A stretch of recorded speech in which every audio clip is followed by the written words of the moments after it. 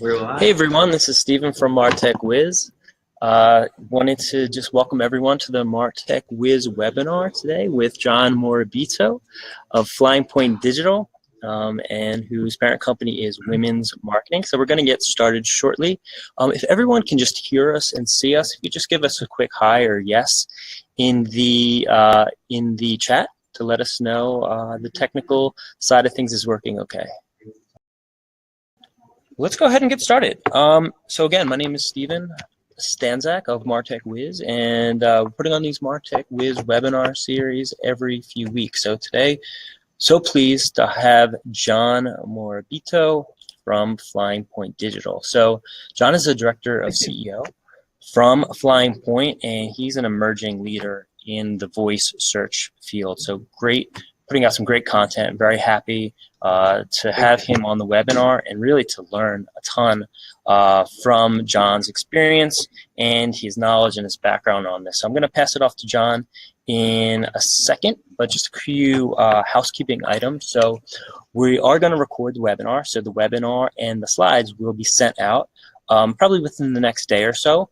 Depending on how the recording goes. I'm not sure what the exact turnaround time is on that, but we're going to get that out shortly. And wanted to also let you know that we have an upcoming webinar on May 15th.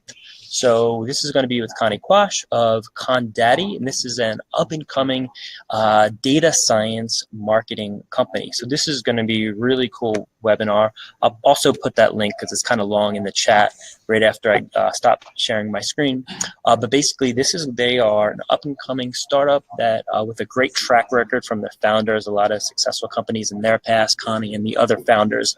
And that's going to be really how do you incorporate data science into your marketing performance. So we have analytics coming at us from web analytics with Google Analytics and Adobe Analytics, analytics from marketing automation, from really any marketing software these days. So they are going to talk about how to optimize that using data science because it's so much numbers to crunch. So if you're into marketing analytics, data science, and of course marketing, it should be a really interesting webinar. So hopefully you can join us then. Same time, actually, 2 p.m. Eastern, 11 a.m. Pacific. And that's going to be on Tuesday, May 15th. That sounds awesome. Yeah, so hopefully you can join too, John. Yeah, I'm going to try to. Yeah, great. Okay, so, and were you guys able to see, I don't know if you're able to see it there, but for now I'm going to pass it off to John, and I will put that link in the description.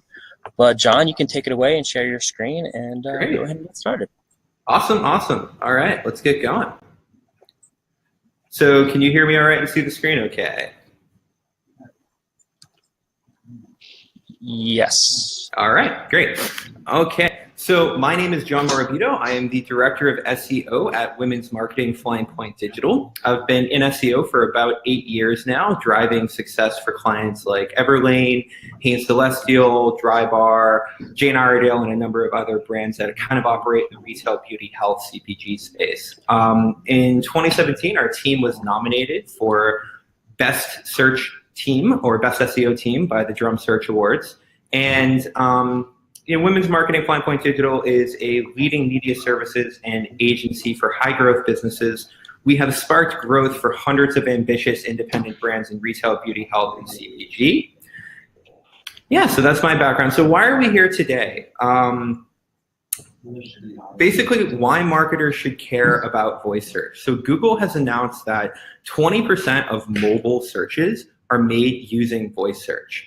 Of those 20% of searches, happening on voice search, 22% of them are looking for brick and mortar businesses. So if you're listening on the line today and you operate in the brick and mortar space, this is totally coming at you really fast. 21% are looking for fun and entertainment. If you're a tourist attraction, if you're a tour, I know I keep saying tour, but basically, if you're fun and entertainment related, this again is something that you should really be paying attention to. 60.5 million people use voice search in some capacity as it stands today. And hey, John. Yep. Sorry to interject. I just want to know, we're seeing the home slide still, so I'm not sure if it's in presentation mode. Okay, I was in presentation mode. I don't know why that Yeah, I mean, we see the smaller size to the left, not a huge deal, but just FYI. So I know right before we got on, it was full screen, but now it's not completely full screen. All right, let me try that again. Sorry, folks. So share my entire screen. I think I know why. Let's try. Thanks for the call out there. Is that better? Yes, that is perfect. All right, great. So Alpine AI estimates that there's over 1 billion voice searches occurring per month right now. And they actually cite that it's probably more than that, but that's a metric that they can get behind. Alpine AI is a partner and a friend of ours that I'll tell you a little bit more about in a bit. So for any of you on the call who might be kind of second guessing or wondering, is voice search really going to be kind of the next big movement in mobile, or I should say mobile, in web trends similar to mobile? Just look at the trends for mobile back in 2009. Mobile made up just 0.7% of total web traffic. It took just 9 years for that number to increase to 52.2% of all web traffic occurring over mobile. So we basically think the same thing is going to happen for voice search. It's really just a matter of time. Looking at how that might actually play out, to give another example, in 2015, there were 2 million devices out there that were voice search enabled. Right now, there's 450 million devices, including all of the penetration when it comes to Alexa. It was a huge, huge year for Alexa in terms of sales, Google Home as well. And really, Adam over at Alpine says, consumers are going far beyond just looking for their Spotify or their timers, or setting timers, which actually I forgot to set. So, okay, Google, set a timer for 40 minutes.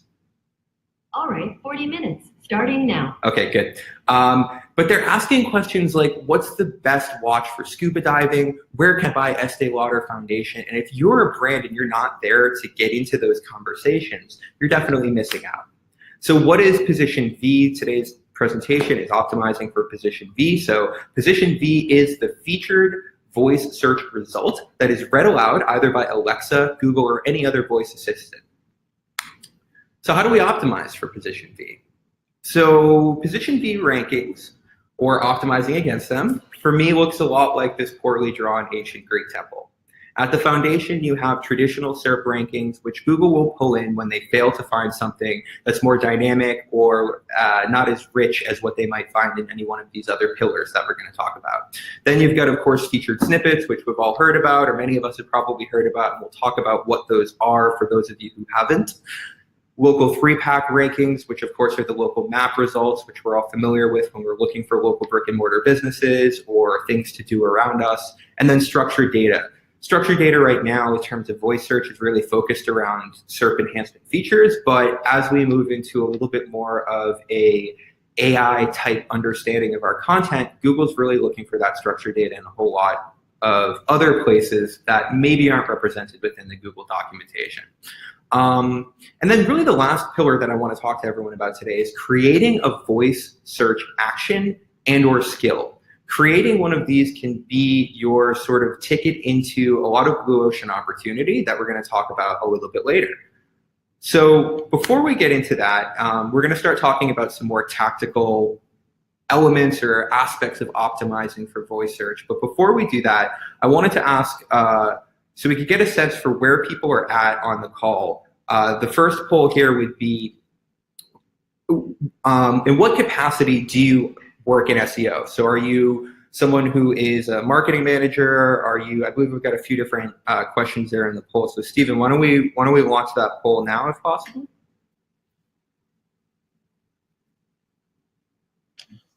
Okay, I just launched it, getting some responses in now. Great. So we have some agency folks, some not really much at all. Awesome. Seems to be, yeah, Great. A few in-house, so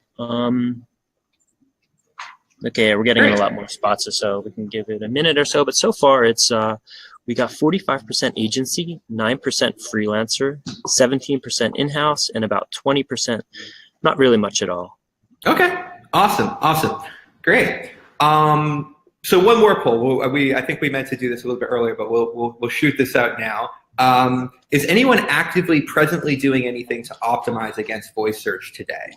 And we'll kind of hang out and wait a second for that. I'm curious about that. Okay, let me pull that one up. 1 second. Sorry to put you on the spot there, Steve. No, sorry, it's the first time using this new webinar software, so just Bear with us, folks. This woman's coffee looks delicious. She seems to be really enjoying it. Okay, just published the second poll. So are you currently optimizing for voice search? Yes, no, kinda, maybe later. Awesome. All right, so we'll let that one simmer for a little bit, and I'll just keep kind of trucking on. And Stephen, you let me know when we'll get some replies there. Absolutely. So I guess while we're waiting for those to come in, just had a question, something that came up. And by the way, if anyone has a question, either for the mid part of the presentation or afterwards, feel free to put it in the chat box and we'll be happy to either address that during the webinar or definitely afterwards, as long as we have time. But yeah, why don't you continue with local search, and then I'll kind of wait until I ask the question after that. Great, awesome. All right, so in terms of optimizing for the local 3-pack, here what we have is basically a visual of what would be read aloud through a Google Home, or what would be surfaced to you as a result within the Google Assistant app, which works in tandem with your Google Home, or could be used just on its own, even if you don't have a Google Home, and really operates through primarily voice search. Of course, you can type into it, but people generally talk into it. It's kind of like a Siri, but dedicated to Google's voice assistant ecosystem. So easy wins for optimizing against local search. You want to make sure that you're using a local listing management partner such as Yext, Moz to actively manage your local listing presence. You want to make sure that you're seeking reviews from your happy customers, and I say that kind of underlying happy. Don't just plaster review us everywhere, because you'll invite bad reviews as much as good ones. You want to really try to target and have conversations with your happiest customers. Stephen, your mic's still on, by the way. Oh, sorry. That's all right. And then make sure that you're building out location pages for each of your locations. So if you have even 2, 3, 4 offices, it makes a lot of sense to build out a specific location page and make sure that you're linking that location page to your Google My Business profile. On that location page, you might have photos of that location. You might have quotes from maybe the manager who works there. You'll have a map. You could have local specific content about the services that you offer in that particular location. So the more that you can sort of turn your location page into a miniature homepage and then link that to your Google My Business profile, we here just in traditional SEO, local ranking, see that that has a really good effect. And naturally, based on the fact that the 3-pack results really don't differ from, if you're ranking on desktop, mobile, or in voice, the 3-pack is the 3-pack. It's really just all about optimizing to get up there into that 3-pack. And then next is make sure that you're taking advantage of all of Google's new features. There's posts, there's questions and answers, which is a brand new thing that if you are, again, a local business, this is hugely important to you. Go out there and be not only asking questions, or should say answering questions, but you can ask them. The beauty of this new question and answer feature in Google Local is that it does not show who's asking the question. It merely shows who answers. So you as a brand can go out, you can put whatever your FAQ content is, what you want people to know, and then just basically answer them yourself. I think it was Mike Blumenthal who I stole that little tip from. So thanks, Mike. Optimize your local listings, obviously. Ensure that you've got all this stuff filled out. So very recently, Google has rolled back out the services section as well as the description of the business. For a while there, this was a standard part of building out your Google business profile. At that time, it was not called Google My Business. I think it was called Google Local or Google Maps. And it was a standard thing you would do. You would fill out your profile. You'd have links to all of the different services or different pages on your website you wanted to bring people into. They took that all away, but now they're slowly bringing all of these features back. And when you start to think about the way that information, so not structured data in the sense of schema.org structured data, but just the way that Google needs to structure information so that it can source it in one of these voice assistants, this is exactly the type of thing they need.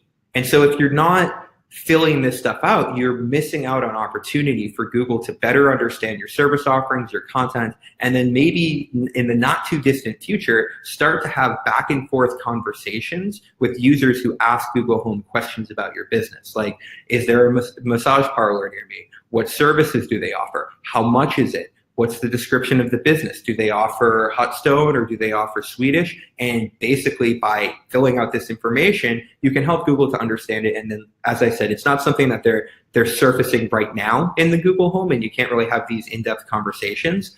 But when you see some of the stuff we're going to show you later on, you'll understand that that is absolutely where they are trying to go. So just make sure that you're filling out all of your Google My Business information to the maximum extent.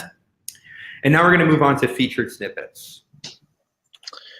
And so just before we go into that section, wanted to let you guys know the poll results. So are you currently optimizing for voice search?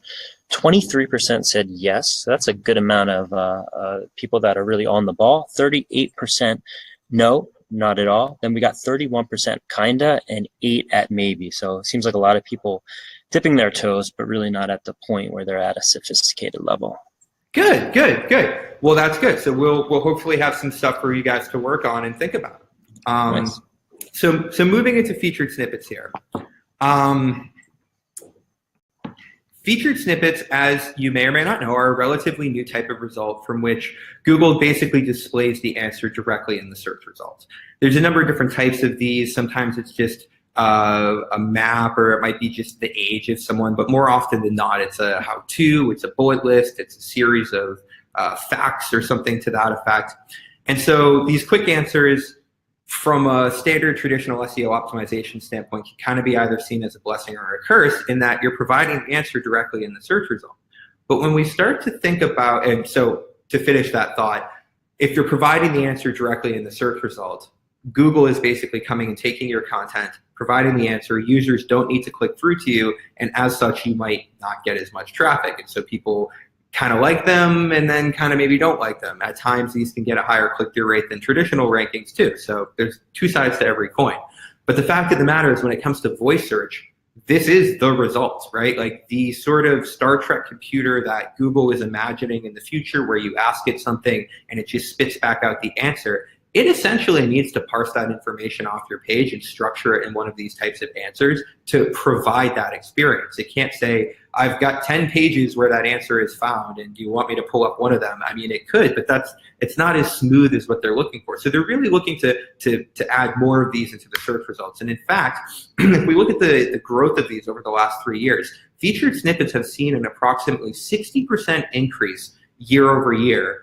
I'm sorry, not year over year, over the last 3 years. If we look at 2015 as compared to 2017, the results with rich answers of any kind, including sidebars, have risen 60% as well over that same time period. So when you think about it, this rise of direct answers strongly correlates not only to Google's sort of trend of wanting to provide the answer in a more direct manner, which of course is good for their user experience, it's good for a mobile world, but what it's really, really, really good for, and what it almost kind of, the world that would be worse without it, is voice, right? If voice search didn't have this type of result, it would be extra lame. And so you have to kind of note the increase here, tie that to voice search, and start thinking very carefully about how are you going to optimize against featured snippets for your brand, because that type of question and answer content is going to be among the first that sees rapid adaptation within voice search devices.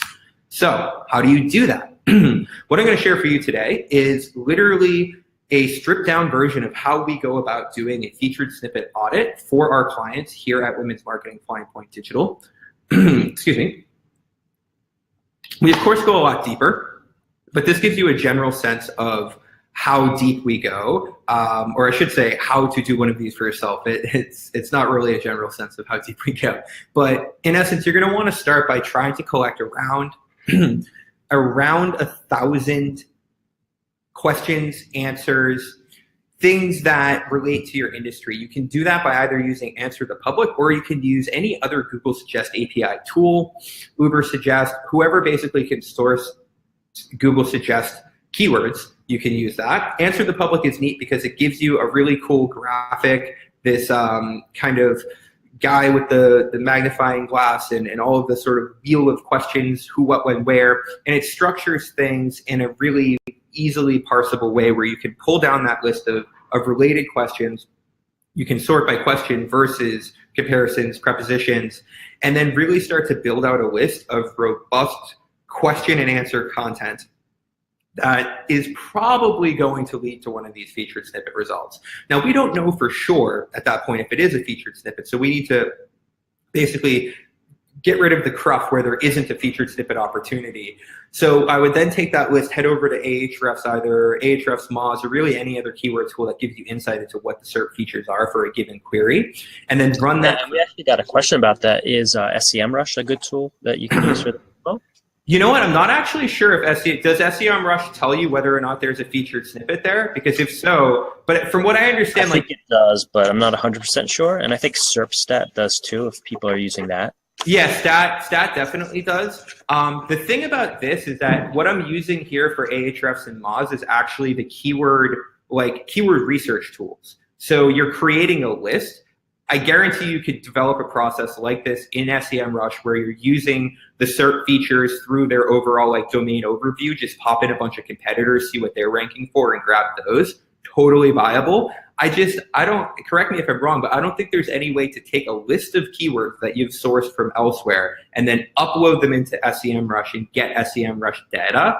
I know that there's the difficulty tool, but I don't think that gives you the full view. So chat me or email me. Let's talk about that, because I'd love to figure out a way to write a blog about how to do this in every tool. Because it's really not about the tool. It's about taking questions and then sorting it down to understand where there's already featured snippet opportunity. Then we're going to take that list. It'll output from Ahrefs. You can sort right by SERP type or SERP features, and then just type in featured snippet. Now you've got a list. In my case, I put in 1,200 keywords, got back 1,077 questions that have featured snippets. So this is, prime pickings for me to go after with the content team. How to spot an easy win. So this is a little bit meta, but as I mentioned, I'm trying to coin the position V as a phrase to describe a voice search result. But when I punched that into Google, I actually queried that and got that featured snippet result. And it's basically about position versus time graph. So this is a perfect example of how to spot an easy win. That's not what I meant. It thinks that what I meant is basically an autocomplete. And so while everything's not going to be like a half query that Google is auto-completing, just look for opportunities where the query isn't adequately answered within the featured snippet. And that's a place that I would want to play. So maybe a next step, taking that list, you might start looking at some of your top volume terms, break them down by topic, and then go check out what are the featured snippets. And do you think you can do better? Because you probably can. Writing for featured snippets. So there's no kind of magic sauce or no, easy way, or I shouldn't say easy, it's all pretty easy. There's no silver bullet for this. What you can do, bullet, no pun intended, is use things like bullet lists. You can use numbered lists or ordered lists. Tables have a little bit of issues with being read aloud in voice search, but they're a great way to go after particular types of tabular information if you're just interested in optimizing for traditional featured snippets. Break up your paragraphs, break them up, break them up, break them up. This is probably a little bit overboard, but I wanted it to just be the quote, right? So I don't want my definition to be super long, and this is just point blank. This is the definition of position V. I don't go into why voice search is the next big thing. I don't talk about anything else other than answering directly on the page in easily parsable information what the answer to the question is. And so this is how you want to kind of structure your content when you're writing for featured snippets. All right, so moving on, structured data. So as you guys might know, structured data is what feeds many of the rich results, as we call them, within Google SERP results. Things like recipe, things like product, which doesn't really have a whole lot going on in voice search just yet. But if you want to kind of think about the future of product, right, or think about the future of commerce and e-commerce when it comes to voice search, take a look at where we're at today with recipe, right? So if the same structured data that influences content to have these rich results is influencing, as it stands today, the results for voice search for this particular result type, we can reasonably theorize that that's how things are going to work in the future for other markup types that maybe don't have a really cool carousel or enhancement within the Google Assistant app today. So how do we get in front of that? So Google lists 6 different enhanced SERP features, including search box, breadcrumbs, carousels, and that's kind of how they physically display the structured data on the page. Now, the content types, the types of data that they are presently today marking up are listed over here. You can visit this at search/docs guides intro to structured data, and then off on the left side rail, you'll see all of the different links for everything. So right now there's article, there's book, there's course, there's data set, which is interesting, right? Like, ooh, what can we do with data set? But it's kind of limited, right? And so within these, there's a whole lot you can do, and you can get pretty granular.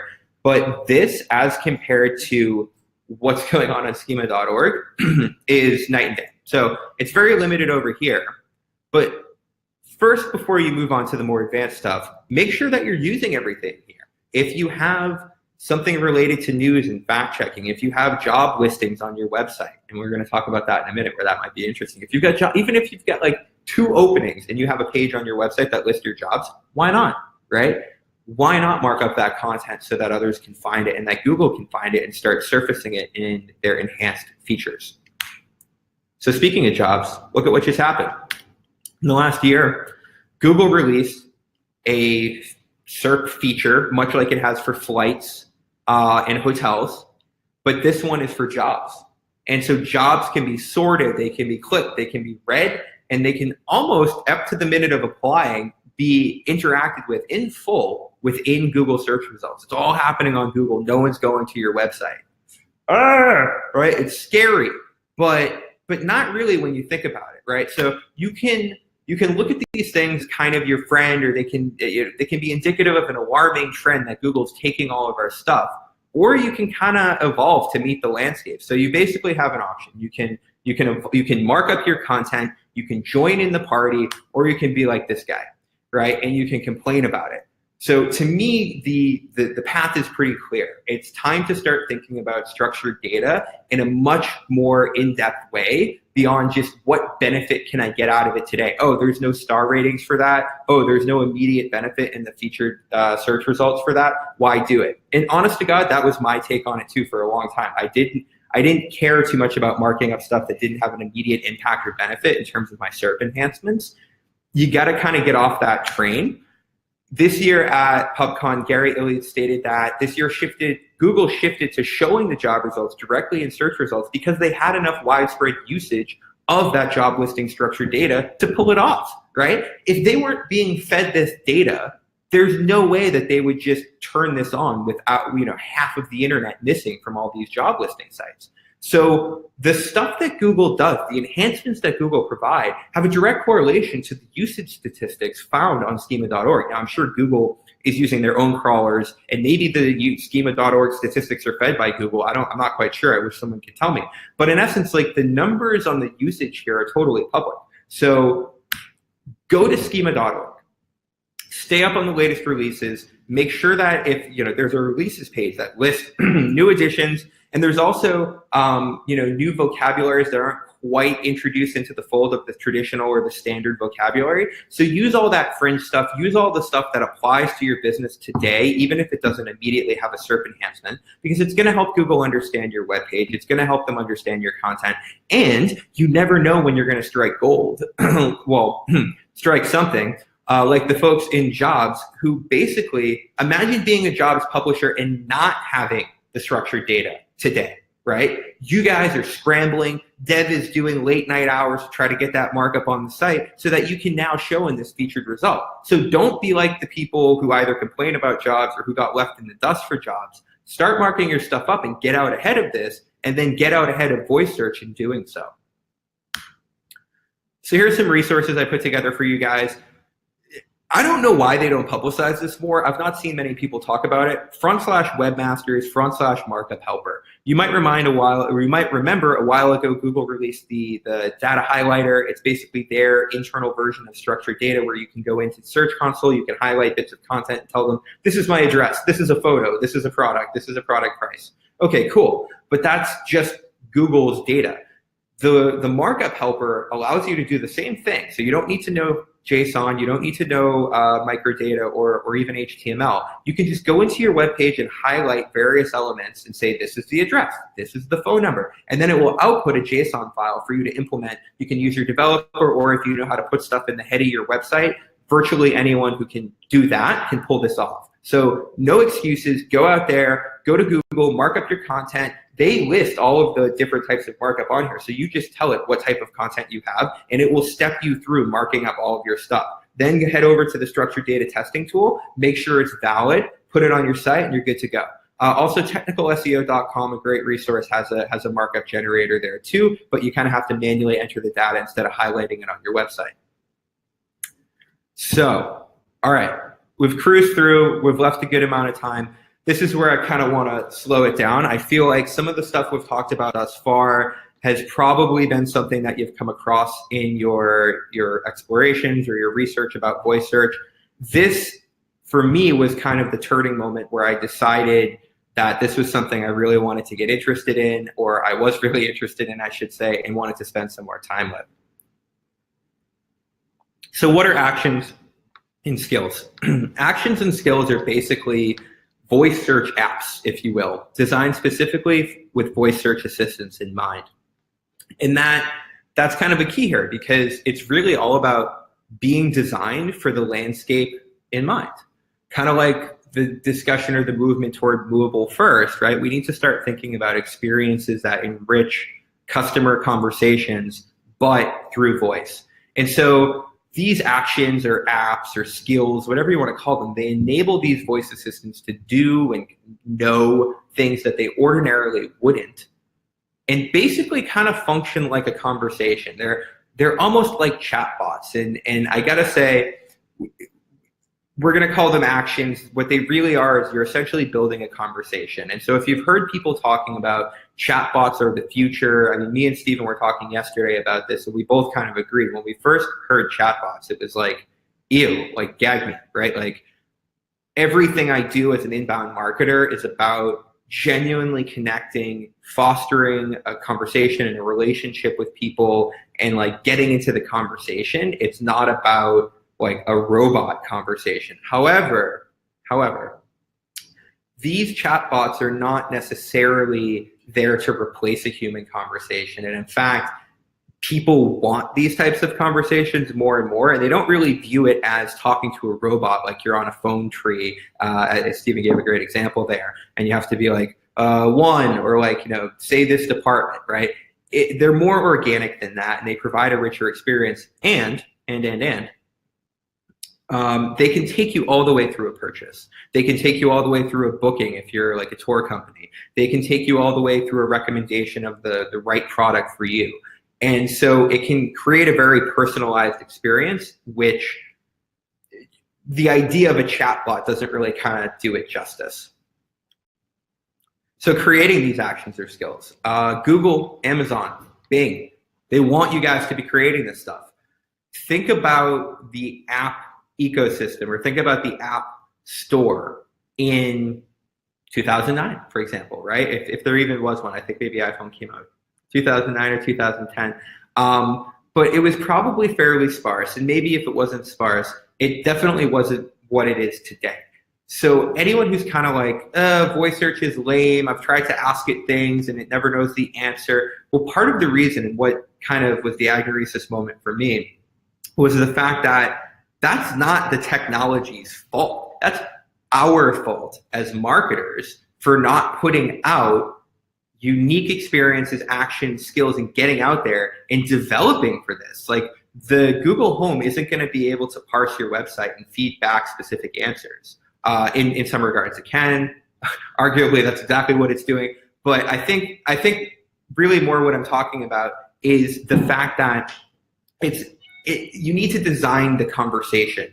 If you're a brand and I say, okay, Google, it's going to go off now. I got to mute that. So I say, okay, Google, talk to Drybar, or okay, Google, talk to Everlane, and you're not there, that's kind of a lame experience, or kind of a poor user experience for that user. And so it's really, you want to start to think about being in those places where people are, not only because it's like the cool thing to do, but because there's a lot of opportunity there. So let's talk a little bit about the actual opportunity. Before we move on, I just want to say all three of these companies, I think I kind of got a little off track there, they really want you to develop for their ecosystem. They're hungry for the tech, because like I just explained, they recognize that right now, this isn't super cool. Developers, creative thinkers, marketers, we're going to be the ones to come along and make this cool.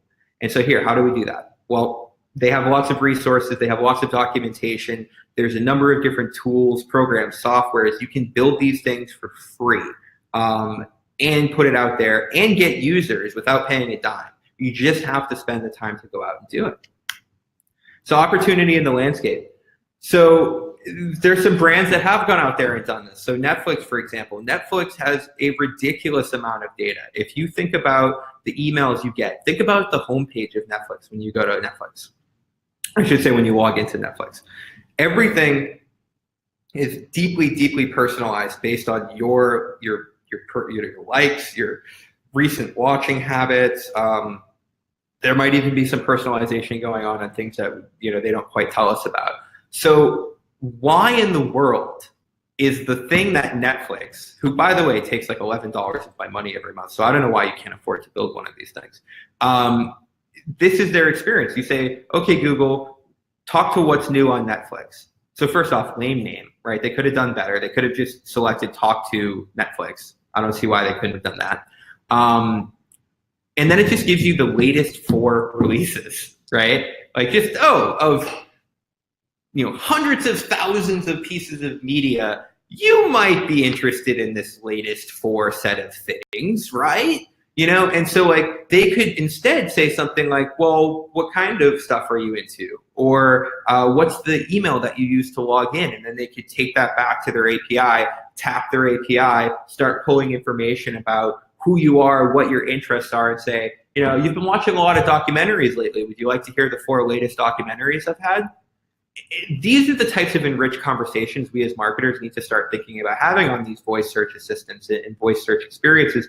Otherwise, people won't really start using them, but it's coming. And what's going to happen is people like me are going to go out there and build them. And so basically everyone, content creators, brands, now is the time to start thinking about entering into this space, building your own or partnering with an agency like us and our partners who can help you do the research, put together the questions, put together the content behind it and actually make this work, and then really think about the commerce intent behind it as well.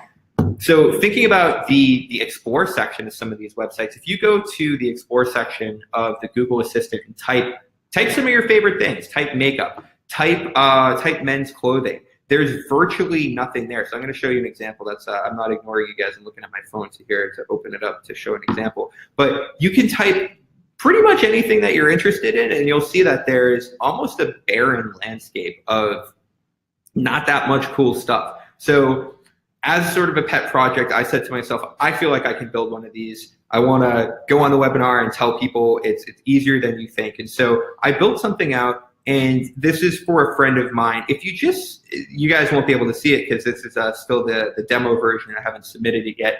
But if I just search jet ski, right? This isn't a fake result or anything. I'm the only result here. So this small local jet ski tour company conceivably could be the number one and only thing that comes up when you explore in the Google Assistant app for our topic. If you search makeup right now, there's nothing. So whatever your industry is, I know that I think I saw someone from iBreakUFix register. Dude, search iPhone repair in the Explore section. Go build one of these things. You guys can totally own that space with all of the amazing Q&A content that I know that you have on your website. Go for it. So getting started with auto-generated actions.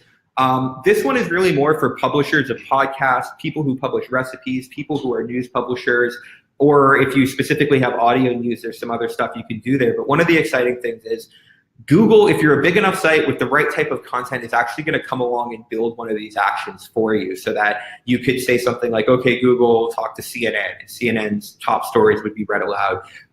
It's not just for it sounds unfair, right? Like CNN can afford to do this stuff. Why don't they do it for my site? Well, we don't know that they won't. So if you've got recipe content and you've got a popular site, if you're a news publisher, really in any industry, this could be for you. So make sure that you're tuning in, check the Explore section, right? And then if you do have one of these auto-created actions, go to this document here for actions, front side content actions, and then follow the instructions here for claiming your action. Take ownership of that. You'll then be able to control your listing in the directory, and you can give people all the prompts and stuff like that that you want. Discoverability, okay. All right, we're doing okay on time. We're gonna try to leave 15 minutes for questions. This is the mind-blowing moment, and I'm gonna try to communicate this without getting too excited here. So, explicit invocation. You've built an app. You've got your FAQ content on there. How do people find you? You've got you're a makeup brand. You've got a whole quiz, right, that is designed to help people find the perfect foundation for their skin tone. How are they finding it? So 2 different ways, one of which is called explicit invocation. So explicit invocation is people who are explicitly invoking or asking for your app. And the example Google gives, and this is also so funny because it doesn't exist right now, is, hey Google, talk to Wayne's Bikes. So, the mic's back on. okay Google, talk to Wayne's Bikes. Sorry, I don't know how to help with that. Sorry, I don't know how to help with that. Super lame. Someone out there, go build a Wayne's Bikes app for please. So that's an explicit invocation. And we could, generate that through our outbound communications. Hey everyone, if you want to talk to, I'm going to use an example of one of my favorite clients, Jane Iredale. If you want to talk to Jane Iredale, say, okay, Google, talk to Jane Iredale, and you could talk to our voice assistant, much like back when apps were first, blowing up and everyone had find us in the app store in their commercial, and which a lot of people still do. It's not like an antiquated thing. Implicit invocation. This is the oh my God, mind blown. Example, hey Google, book an appointment to fix my bike. I'm sorry if my notifications are audible to you. So that implicit invocation actually is basically a non-branded query that is going to lead users into your voice assistant action. And that's where you can start to have these really enriched conversations that start from a non-brand query and end in basically your voice website or your voice action, right? This little quarter of the voice world that is yours. So just again, to drive that home, non-brand queries can lead to brand conversations. So wouldn't you rather talk with your audience than at it through any number of other means of yelling at your audience? Again, the Google example here is, okay, Google, I need a chicken soup recipe. The assistant would then answer, okay, for that, try saying, talk to personal chef, right? So don't you want to be personal chef right now if you are a soup brand? I know we work with some soup brands here. So soup, let's get it going and start building out these experiences so that users have something that's enriched to play with, right? And from there, it's really just about capitalizing on that and making sure we direct them back into a direct commerce channel where we can convert them. So making your own action or chatbot. Dialogflow is a free tool from Google. It utilizes all of Google's basically AI technology and enables you to very quickly and freely, I might add, build one of these experiences and then submit it to Google for them to list in the Google Homes sort of ecosystem, explore section, marketplace, whatever you want to call it. They have a bunch of pre-built agents in here that will get you started in completing whatever it is that you want to do. Really, really cool and addictive tool and something you should definitely check out. So making your own chatbot, it's pretty easy. Basically, each section of it is made up of what's called an intent. This intent contains training phrases. These training phrases pre-trigger programmed responses, which can either be singular or multiple, depending on how you want to structure it.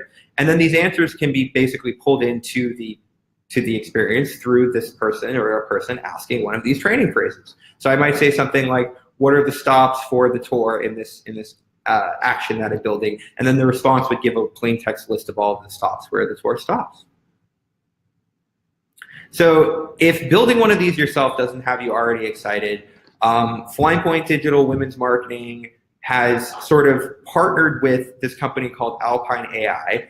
Alpine AI makes extraordinarily affordable, I'm not going to throw out their pricing on a call, but extraordinarily affordable. It's almost a disruptive price that they're coming into market with for creating these experiences in a sort of singular Q&A type format. It's not like a very, very, very deep, rich conversation at the baseline level, but it's enough to get you started, and it's ridiculously affordable. If you don't want to spend the time to do this in-house, the amount of money that this would cost you, really, there's kind of no excuse to doing it. The challenge or the excuse that some folks come into is, well, I don't have the time to do the research. I don't know what questions I should be asking. I don't know how to put one of these together. And I don't know how to monetize it in the sense that we're not going to run ads on it. But like, how do I make money off this thing? Why am I going to pay someone any dollars, even if it's a small amount of money, in order just to have like another place that like answers questions? So Flying Point Digital Women's Marketing can help you work through all of the turning this like commerce ready, doing the research, backing it up, putting together the questions, even populating the questions for you, doing the grunt work of actually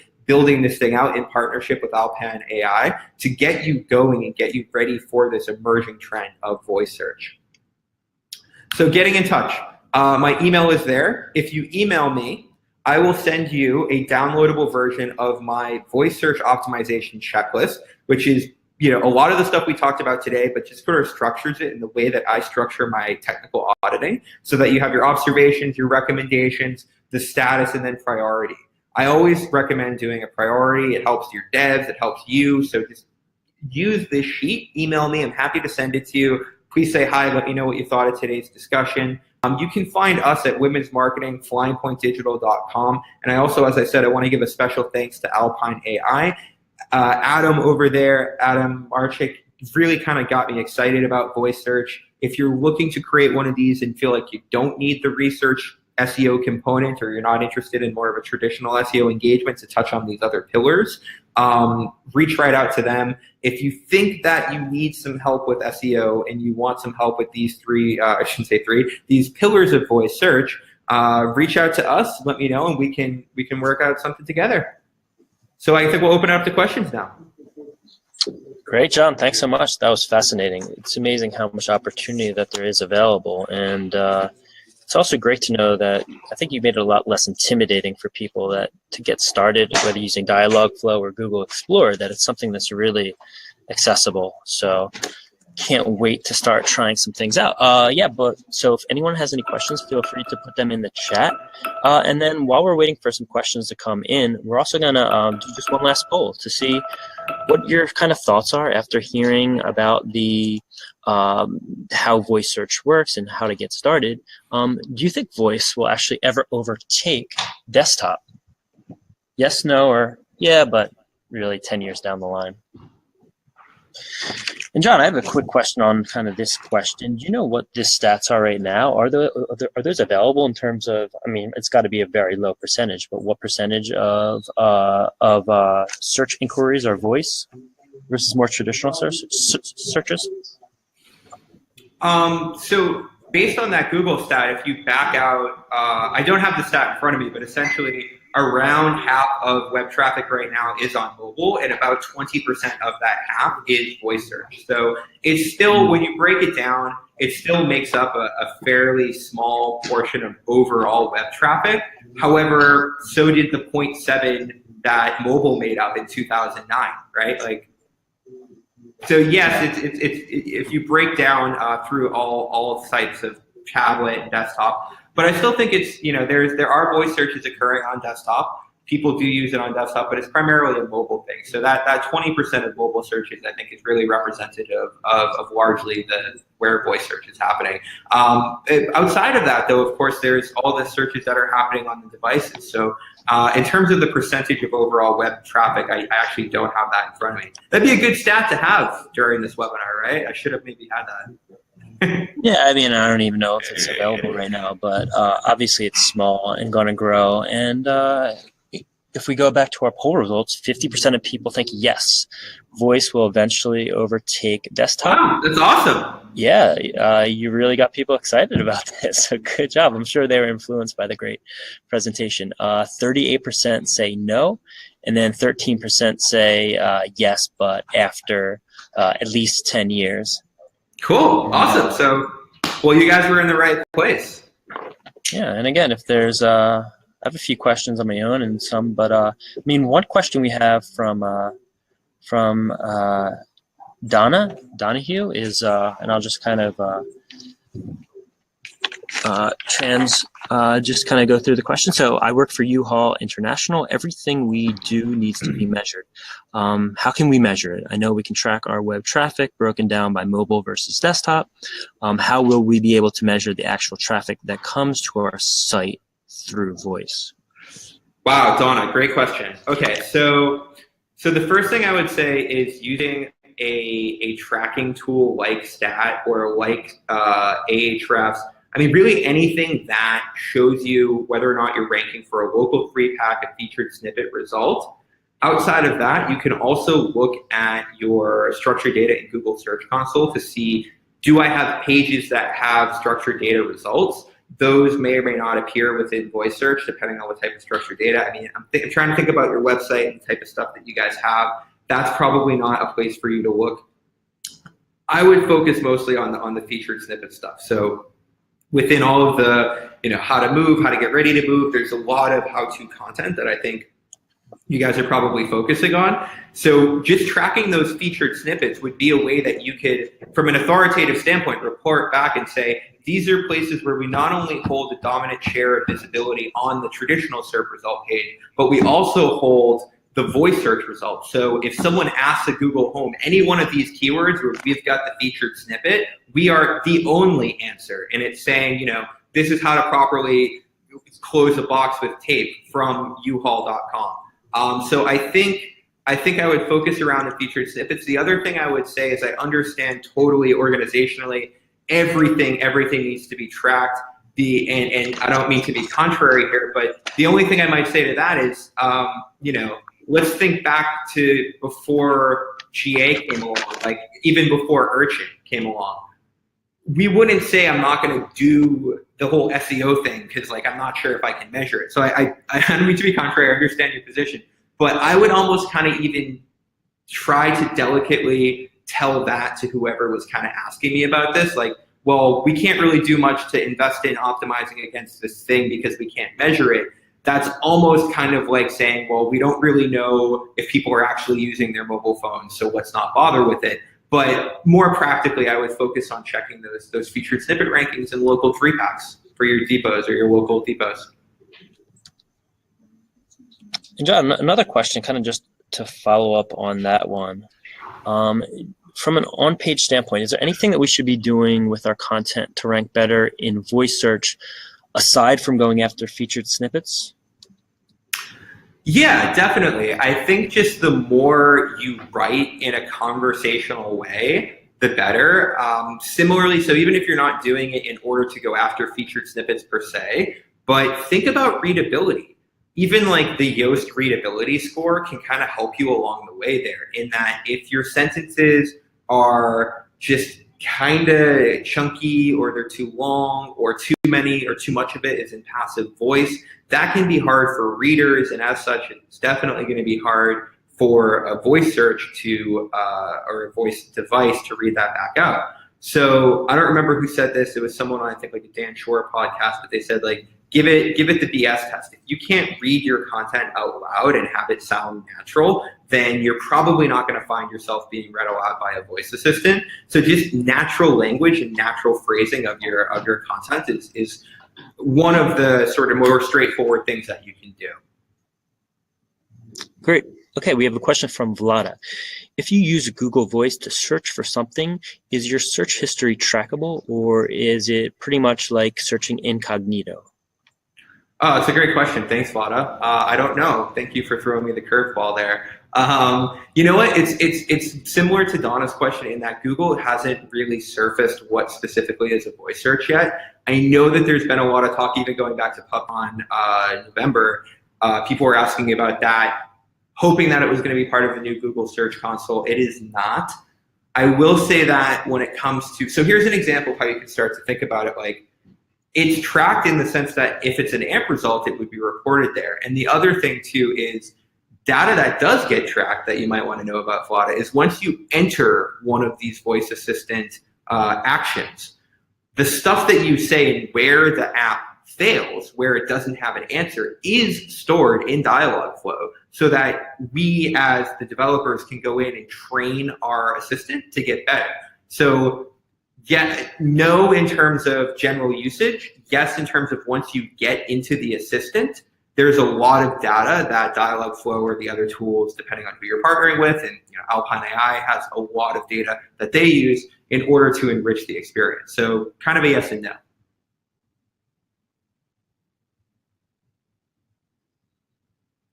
Any other questions? Yes, another question, probably time for one or two more, is that we got beforehand was, does authority of a website or action, does that play into ranking in voice assistants? Oh, that's a great question. So yes, basically usage begets more usage. So the more that Google sees people using your action and having a positive experience with your action, much like they'll raise the results of something in the natural search, they're going to raise the likelihood of your action being surfaced as a sort of organic result. Aside from that, when you create an action, so for that Jetski action, the example that I gave, in the developer console, in the actions console in Google, there's a physical linking process wherein you link the Google Search Console account to that action. So Google understands that this authority website over here has this action, and the authority is tied. So in essence, yes, authority for your website influences the authority of your action within this sort of ecosystem of surfacing actions as a search result. So actually, sorry, that means, so for Donna, right, you guys have huge domain authority. If you go out and build one of these things and tie it to U-Haul, now basically you could probably have 5 years of owning every query that comes up related to moving if you've structured structured it properly. So there's a lot of opportunity, particularly for brands with higher domain authority, to kind of be the only big guy on the field with that level of domain authority, based on the fact that big brands like the L'Oreal that was used in an example earlier, or like a Maybelline, they're not quite as nimble, right? So the more you can be nimble around this, the more you're going to have that moment in the sun where you don't have as many other competitors to compete with. Fantastic. Just before we get into the last question, just wanted to, I don't think I had my slides up before, just wanted to flash up the webinar for next time and show you the graphic. So this is, again, stop reacting and start predicting, take control of your marketing performance with data science, and this is going to be with Connie Quash of Condata. So hope you guys can join that. And then for the last question, let's go to something that's an interesting topic, SSL and secure pages. And we know that Google typically gives websites a boost if they're secure, have SSL, which, has the HTTPS versus the regular HTTP. So just wondering if this factors into voice search as well. It does.